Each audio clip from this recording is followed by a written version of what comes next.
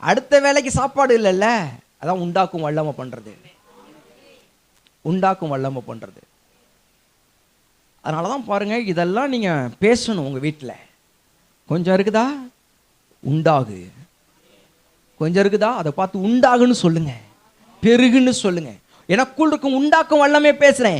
என்னிலிருந்து ஏவாள் வருவாளானால், என்னிலிருந்து ஒரு காரியம் வருமே ஆனால் என்னிலிருந்து எதுவும் வரும். உங்க பிரச்சனை எவ்வளவுன்னு பாருங்க, அது எதனாலன்னு பாருங்க. அந்த பிரச்சனை பணத்தை சுற்றி இருக்குதா? உங்களுக்கு இருக்கிற பிரச்சனை உங்கள் கடனா இருக்குதா, பிரச்சனையா இருக்குதா, பணமா இருக்குதா, அல்லது சுகமா இருக்குதா? உங்க பிரச்சனை எதுவா இருக்குது? அதை உண்டாக்குற வல்லமே வெளியில இல்லை.